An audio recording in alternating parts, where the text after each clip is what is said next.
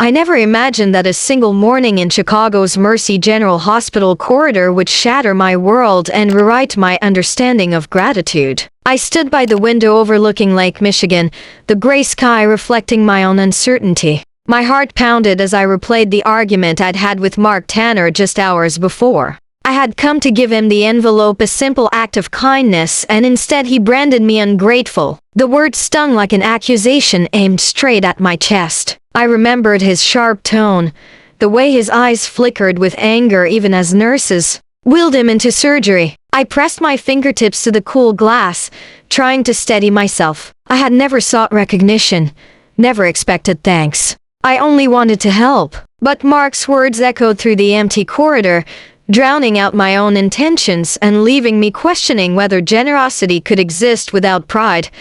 I first met Mark 6 months ago at a charity benefit for victims of flooding in rural Illinois. He was everything I admired: confident, charismatic, and unafraid to speak up for those in need. We connected over our shared love of volunteering, and he invited me to join his weekly visits to the local homeless shelter. I admired his zeal, how he threw himself into every task with a fervor that made everyone around him feel capable of more. Over time, I began to rely on his steady presence during our outreach missions. When his health took a sudden turn and he was diagnosed with an aggressive autoimmune disease, I was determined to return his kindness in any way I could. I researched treatment options, spoke with specialists, and discovered a cutting-edge therapy. I knew the cost would be astronomical, but I believed Mark's life was worth every penny.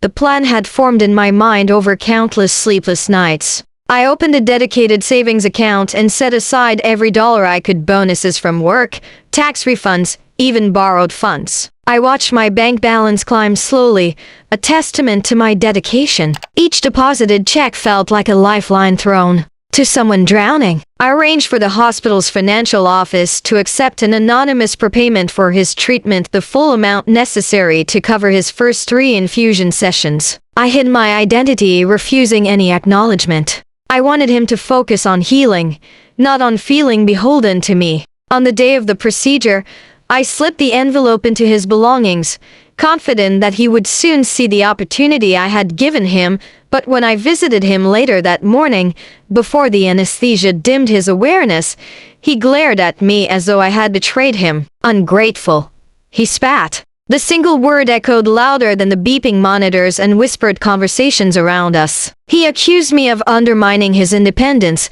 of treating him like a charity case rather than an equal. My chest tightened as I tried to explain. I opened my mouth, but my carefully chosen words collapsed under the weight of his anger. Nurses hovered, ready to intervene, and I felt exposed, vulnerable. How could I have misread him so thoroughly? I had believed that by removing financial worry, I was giving him freedom. Instead, I had shattered his pride. As I backed away, Mark's pained expression haunted me. I retreated to the waiting area, burying my face in my hands. My emotions churned: hurt, confusion, regret. The envelope I'd carried burned in my pocket, a symbol of my failure. I questioned every decision, every motive. Was it truly kindness, or had I been seeking validation under the guise of altruism? Had I betrayed the very trust I thought I was honoring? The fluorescent lights above me hummed, indifferent to my turmoil. I glanced at my phone. It had barely buzzed. Friends who knew of Mark's illness had offered support, but I had kept my role secret. I had convinced myself that anonymity was best. Yet now I wondered if I had robbed him of the chance to feel the genuine warmth behind the gesture. Memories of our time together flooded my mind: Mark teaching me to kayak on the Fox River, his laughter echoing over the water, late-night talks at the shelter, where he confided in me about the loneliness that accompanied his public persona. He had always guarded his vulnerability, revealing it only to those he trusted most. And I had assumed that revealing my own vulnerability, my fear of losing him, would bind us closer.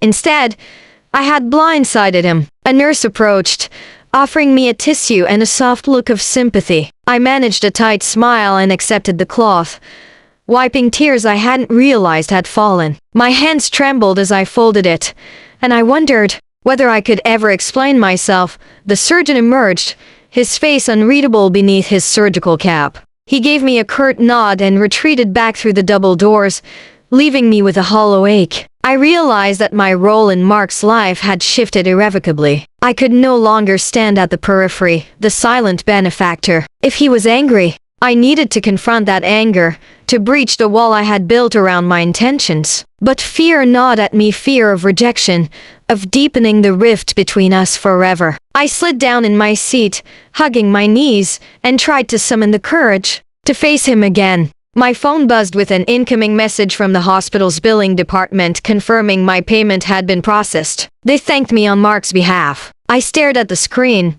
my breath catching. Even the hospital assumed I was the savior. I feared I was not. I stood, straightening my shoulders. I tucked the envelope more securely into my bag. A story unfolded in my mind, one of broken pride and unexpected redemption. I would have to reveal my role, not for recognition, but to restore the trust that had crumbled. If Mark's pride had been wounded, mine had been shattered entirely. I paced the tiled floor, drawing in a steadying breath. The overhead speaker crackled as a nurse called my name. The moment had arrived. I gathered my resolve and stepped through the doors, determined to face the man who had called me ungrateful and to show him that sometimes the greatest gift lies not in the money, but in the intent behind it. I stepped back into the hospital corridor with my heart pounding against the fabric of my scrubs. The sterile scent of antiseptic clung to my nostrils as I closed the door behind me, forcing myself to move forward instead of retreating into my doubts. Each footstep echoed against the tile floor, a staccato reminder that I was no longer an unseen benefactor but a participant in a drama I had set in motion. My palms were damp as I approached a nurse's station, determined to learn how much Mark knew and what I needed to say next. Every face I passed carried a mix of sympathy and curiosity, as though they sensed the turmoil radiating from my shoulders. I tried to focus on a single thought. Honesty, however difficult, would be my only path to redemption. When the charging nurse glanced up from her computer and asked if she could help me, I swallowed hard and asked about Mark's condition. She tapped a few keys and looked at me with soft eyes. "He's stable," she said quietly. "The procedure went well, but he's still in recovery." Relief washed over me briefly, only to be replaced by a fresh wave of anxiety. Stable did not mean whole. Stable meant fragile, suspended between hope and the next possible crisis. I thanked her and turned toward the private wing where Mark's room lay hidden behind sliding glass doors. I reminded myself that the payment was secure, that the anonymous gift was already at work saving his life, and yet the gulf between us had never felt wider. I paused at his doorway, hand hovering before the keypad that granted me access. I hesitated, wondering if I had the right to breach this threshold again. But need propelled me forward. Inside, Mark lay propped up against pillows, eyes closed, breathing in shallow rhythms. I took a seat in the chair beside his bed, watching the rise and fall of his chest. Memories of our earlier argument churned through my mind. His harsh label of ungrateful, the way he recoiled at my offering. I reached into my pocket and fingered the envelope I had carried earlier but never delivered. Its edges were creased now, a tangible piece of my regret. I wanted nothing more than to place it in his hands, to show him that I had given not from obligation but from love and respect. Yet every instinct told me to wait for the right moment, to let him wake fully before unveiling my secret. Hours passed before Mark's eyes fluttered open. He turned his head slowly, gaze settling on me with a mixture of suspicion and curiosity. "You're still here," he said, voice hoarse but steady. I forced a gentle smile and replied that I wanted to be here when he woke. He frowned, as if my presence was another affront. I placed the envelope on the bedside table, leaning forward slightly. "I need to explain," I murmured. He glowered at me, arms crossing over his chest. I could almost see the armor he was donning again, walls built of wounded pride. I took a breath and began to speak, but the words felt inadequate, as though no phrase could repair the breach I had caused.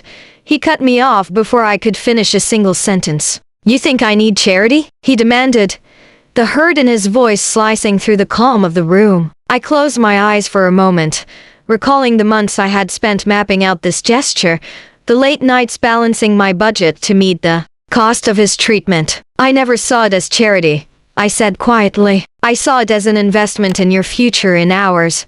His laughter was bitter. Investment, he repeated. Funny word for what you've done. He turned away, pulling the sheets tighter around him. The harsh light from the window illuminated the tension in his shoulders, and I realized that pride was not the only barrier. Fear was woven through every fiber of his being. Fear of dependency, fear of being a burden, fear of losing autonomy. I sat back, letting the silence stretch between us. The hum of machines was the only soundtrack to our standoff. I considered leaving, but something in me rebelled against the idea of walking away without giving him the full truth. What if I told you I've already paid for every session you need? I asked softly. He didn't respond at once. Instead, he closed his eyes and exhaled slowly, as though preparing himself for yet another blow. Who told you? He asked after a moment. His question puzzled me. Told me? I echoed. No one told me. I arranged it myself.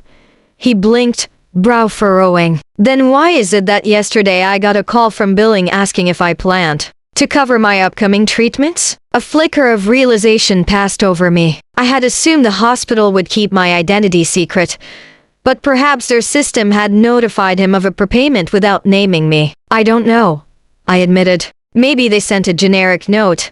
Mark sat up straighter, scanning the envelope on the table. He picked it up and clutched it against his chest. Did you do this? He demanded, voice cracking. I nodded, mouth dry. Yes, I paid for everything. I wanted you to focus on getting better.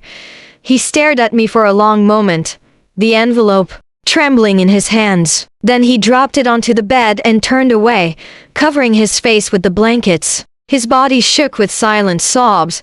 I leaned forward, guilt pooling in my stomach. I should have told him from the start. My silence had wounded him more deeply than I could repair with money. I reached out and placed a hand on his forearm. He didn't pull away. Mark, I whispered, I'm sorry I didn't tell you sooner. I wanted this to be about your health, not about owing me anything. He looked at me through reddened eyes. You owe me nothing, he said, voice small. You've given me everything. I felt tears blur my vision. I helped him sit up, as the nurse returned with his afternoon medication. We didn't speak again in full sentences, but something shifted between us. An unspoken truce forged in shared vulnerability. By the time the nurse adjusted his fur drip, Mark had stopped ignoring the envelope. He'd opened it to find a simple note, handwritten, explaining my actions and expressing my regard. He didn't ask any more questions about payment methods or hospital protocols. He simply nodded when I spoke, as if the enormity of my gesture had finally settled into his heart. As I rose to leave, he reached for my hand. His grip was weak but earnest. He whispered, "Thank you," and in that moment I understood that gratitude was not a debt to be paid or recorded in ledgers. It was a gift that could only be controlled by the one who received it. And with that realization, I slipped from the room into the waning afternoon light, my spirit both lighter and infinitely more tethered to the man whose gratitude I had once taken for granted. The next morning, sunlight filtered through the blinds of Mark's hospital room, slicing the dim space into ribbons of gold. I hesitated at the threshold, listening to the soft hum of the ventilator and the low murmur of the call button. Mark lay still beneath the crisp white sheets, his breathing even and steady. I stepped inside, careful not to startle him, and placed a single coffee cup on the bedside table, black. No sugar, the way he always took it when we volunteered together. He opened his eyes and managed a tired smile. As he took the cup in his hand, I noticed the envelope I had left the day before, now half tucked beneath his pillow. I wondered if he'd slept on the note, if its words had seeped into his dreams, helping him accept what I'd done. We sat in companionable silence, the city outside the window coming to life. I watched Mark lift the cup to his lips, felt the tension ease from his shoulders as the warmth spread through his fingers. I wanted to tell him about every thought I'd wrestled with overnight, the guilt that had almost driven me away, the relief that came with his whispered thank you, and the new understanding I had of what true generosity meant. But words felt inadequate, as though my confession would somehow cheapen the connection we were rebuilding. Instead, I reached out and brushed a stray lock of hair from his forehead, a small gesture of care that spoke volumes. When the nurse arrived to administer the morning infusion, Mark signaled for her to pause. He turned toward me, surprise flickering across his features. "I want to do this my way," he said, voice stronger than I expected. "I'm done hiding behind what you've done for me." I nodded, my throat tight, uncertain whether he meant to pay me back or to reclaim the agency he felt I had stolen. He continued, "From now on, I'm taking charge of my recovery. You helped me get this far, but I have to walk the rest of the path." His words hovered between us, urgent and hopeful. I mouthed a silent okay and took his hand, ready to follow wherever he led. Over the following days, our dynamic shifted. We attended treatment sessions together, but instead of me lurking in the background, I sat beside him, clipboard in hand, helping him track side effects and jot down questions for the doctors. He appreciated the practical support, and I found that it felt more meaningful than any secret payment. When the second infusion triggered a wave of nausea, I held his hair back and pressed a cool towel to his forehead, whispering reminders of how far he'd come. Each time I saw him grit his teeth and steady himself, I recognized a new resolve shining in his eyes, a determination I didn't give him, but merely helped him rediscover. One afternoon, as we waited for the third infusion, Mark surprised me by pulling out the envelope from his bag and sliding it across the table. Inside was my handwriting, the note explaining everything. He didn't read it aloud. Instead, he folded it carefully and tucked it into his jacket pocket. His gaze met mine, and in that silent exchange, I understood that he had accepted my gesture on his own terms. He wasn't ignoring what I'd done, he was choosing to own it, to assimilate it into his journey rather than let it define him. Gratitude, he seemed to acknowledge, was not a chain but a bridge, and I was the one asking him to cross it with me. By the time the final infusion was complete, Mark's blood markers had improved significantly. The doctors spoke in optimistic tones, forecasting a return to active duty at the shelter within weeks. He and I planned a small celebration, a kayak outing on the Fox River, just like the first time we'd met. He insisted on paying for the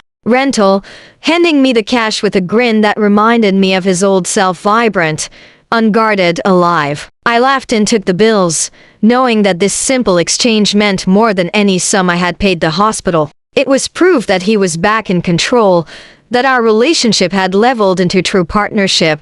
The morning of our outing dawned clear and bright. We loaded the kayak at a small marina, the river's surface shimmering like molten silver. As we paddled away from the dock, Mark turned to me and pulled out the folded note. He read it quietly, lips moving. When he finished, he looked up and smiled. "You saved me," he said softly, "not just with money, but with your faith." I felt my eyes prick with tears. "You saved me too," I replied, thinking of all the ways he had taught me about humility, resilience, and the quiet power of respect. We dipped our paddles in unison, cutting through the water side by side, two volunteers now inextricably bound by a shared story of vulnerability and renewal. Later, when we returned the kayak and parted ways at the parking lot, Mark pulled me in for a hug. It was neither stiff nor performative but warm and unguarded. "Thank you for being patient with me," he whispered. I held him close and replied, "Thank you for letting me in." In that embrace, the final echoes of resentment and wounded pride dissolved. We had both learned that gratitude could be messy, layered with fear and hope, but ultimately transformative when met with understanding. Driving home, I reflected on how a single word, ungrateful, had nearly driven us apart, and how the hidden prepayment had almost undermined everything I valued about our friendship. Now, gratitude felt like the strongest bond between us, an unspoken promise that we would face whatever came next together. I parked in my driveway, the envelope still safe in my bag, a symbol of both our brokenness and our healing. I stepped into the house, took a deep breath, and whispered to the empty rooms, "We made it through." And for the first time since that tense morning in the hospital corridor, I believed it without reservation.